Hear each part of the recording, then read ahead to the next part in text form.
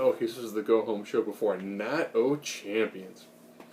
We begin with the Authority in the ring, talking about Connor's Cure. You know, how this is the season premiere of Monday Night Raw. Because you do season premieres in the middle of September. If you're not the longest running weekly episodic TV show. So they begin with New Day, taking on the Primetime Players. New Day comes out in this red, green, yellow, just awesome.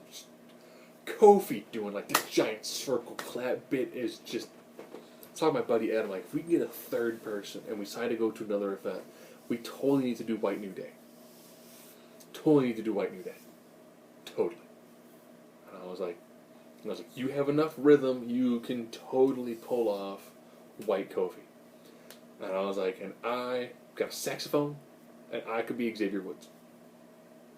I will not get a wig out. I will do it with my I could be Randy Orton, Twin Magic. I could be Jason Statham, Twin Magic. Cesaro, Twin Magic. Well, also Austin, Goldberg, Gilbert. You know, match the PTP. Guys have great chemistry. I will say I think that it needed more trombone. Definitely needed more trombone. But they got the victory. They're taking on the Dudleys. Looking forward to it. That should be a solid match. Big hype for Sting having a match. Taking on the Big Show. But Cena also had a match against Sheamus. Nice, hard-hitting counter. Watch them drag through fast forward because it doesn't matter. There's no storyline into it. Cena gets the victory. Alright. Kind of saw that coming. Cosmic Wasteland. It's going to take on the Lucha Dragons and Neville. And massive beatdown match never got started. I want to see Red Arrow Dragons taking Cosmic Wasteland. I want to see those guys. I think that's gonna be a fantastic go-to feud. I'm looking forward to it. Miss TV had on the Wyatts, which was great. Roman Reigns and Ambrose came down and was like, you know what? You attacked Orton last week. You attacked my cousin, Uso. We got a partner. We've got a partner. Alright.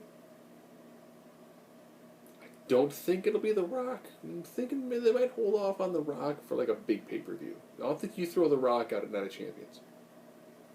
I mean, they could, but I mean, I don't think they're quite at the point where they want to throw The Rock in this yet.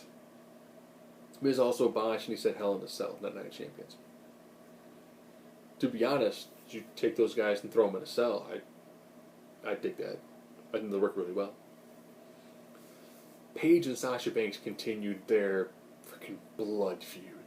If you watch their match on SmackDown, great match. Ended with this fantastic pull-apart brawl. The Divas Revolution is PCB and Team Bad. That's it. The crowd is hot for those two teams. Once the other ones show up, nobody cares.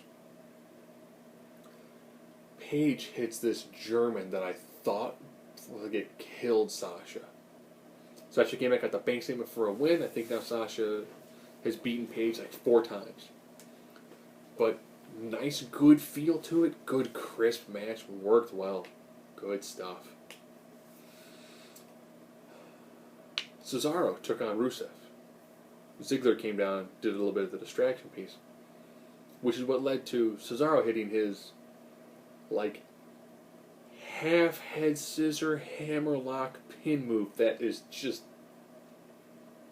Oh, it looks so good. Nice crisp match to those two guys. Worked well. They did a bit for Connor's Cure. This is Pediatric Brain Cancer Month. So, you know, that was good. Good video package. Man, I'm leaving anything out because they did a lot of build-up to the primary matches. Kevin Owens, Ryback was in the ring, cut a decent promo. I think the problem is, I think he runs out of air. He does a long burst of good. And then there's that pause. And they were in Memphis, so he tried to do like an Elvis thing that just came off kind of weird. Kevin Owens came out and was like, hey, I read that book you're talking about. You are some weak-willed child of an individual. All right. Classic healing. Owens Ryback got a match. Sounds good. Don't I could dig that match. Those two have some pretty good.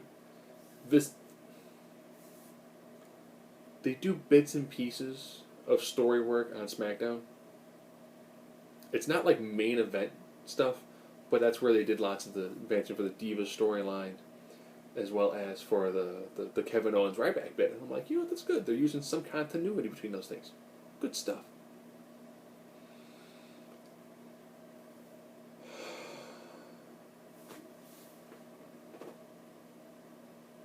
I am a fan of women's wrestling. The Nikki Charlotte match, I watched a lot of that on Fast Forward. Partially because I get tired of hearing, "Come on, Nikki! Come on, Nikki!" And then hearing Michael Cole do his John Cena hype for Nikki.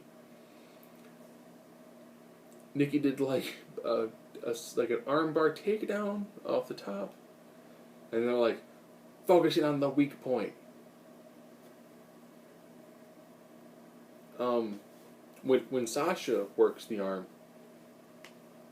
especially when she worked on Bayley for Takeover, it's because Bayley had a broken wrist, so she was focusing on a surgically repaired part of her body, which makes sense. That's good psychology.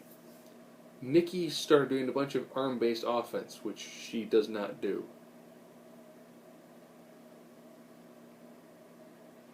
And the match was just okay. And then we get to the finish. Remember when Nikki took on Paige right after Dusty died, and they did Twin Magic, and then Paige did a roll-up, but it was Brie, so it didn't count. And then Nikki came in and hit Paige and got the pinfall. Use that ending, but instead it's a DQ finish. So Nikki becomes the longest reigning Divas champion.